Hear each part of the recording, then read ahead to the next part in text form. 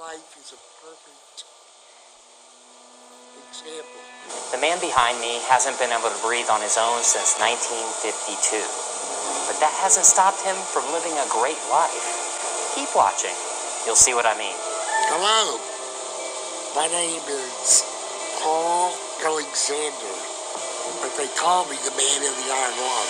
Paul spends almost every moment of his day in an iron lung, which is the only thing that's keeping him alive. That's because he's paralyzed from the neck down, so without it, he can't breathe. The machine helps him breathe by using negative pressure to take air into his lungs. This is the full story of Paul. It all started when Paul caught the polio virus when he was just 6 years old, during one of the worst polio outbreaks in history. A time which feels all too familiar with today's coronavirus pandemic. People were wearing masks, offices, schools, and most of the world was shut down. What did it feel like when you first got polio? Well, I started feeling ill and plain. I ran inside to get Mom, and she turned and looked at me, and she said, "Oh my God, not my son." Over the next 5 days, I lost everything. The ability to move. My legs would not hold me up, and then I couldn't breathe. He was at home under the care of his mom and dad, and they realized he wasn't breathing. They rushed him to the hospital, and the emergency room physician examined. Sometime later, another doctor came through, picked me up, according to my mother, and ran upstairs with me, performed a tracheotomy, and put me in the iron lung. This would make anyone feel like giving up. But just wait. You'll see that that isn't the case. I didn't want to die, so I continued to fight. So Paul did everything he could to get better. He fought against polio every day. It was hard, painful, and tiring. But I never gave up, and I'm not going to.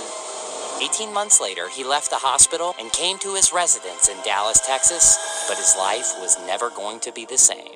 He couldn't play sports, he couldn't go to church, and he couldn't hang out with his friends. People didn't like me very much back then. I felt like they were uncomfortable around me.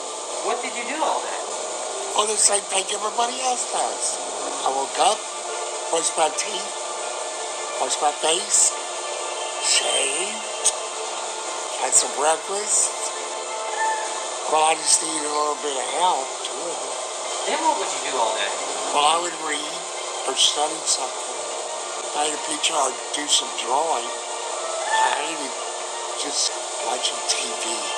Paul worked hard to graduate with honors from high school, but I did not get into college. They said that I was too crippled and did not have the vaccination. accept that. 2 years of tormenting them to death. They accepted me on 2 conditions. One, that I take the polio vaccine, and 2, that a fraternity would be responsible for me. Finally, something good happened. I wanted to be a lawyer for a long time. After years of hard work, Paul passed the bar and became a lawyer. And I was a pretty damn good one, too. But he didn't stop there. With the help of a pen attached to a stick, Paul wrote his own biography entirely with his mouth. So why write a book? To inspire thousands of people just like you.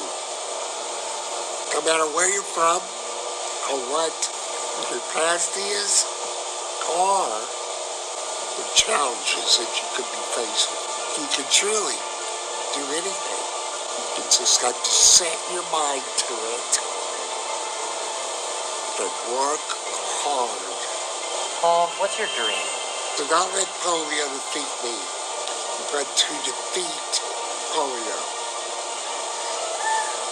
Therefore, I wanted to accomplish the things I was told I couldn't accomplish, and to achieve the dreams I dreamed. Paul may have an iron lung, but he has a golden soul and a diamond heart. My story is an example of why your path, or even disability, does not have to defeat 5, you're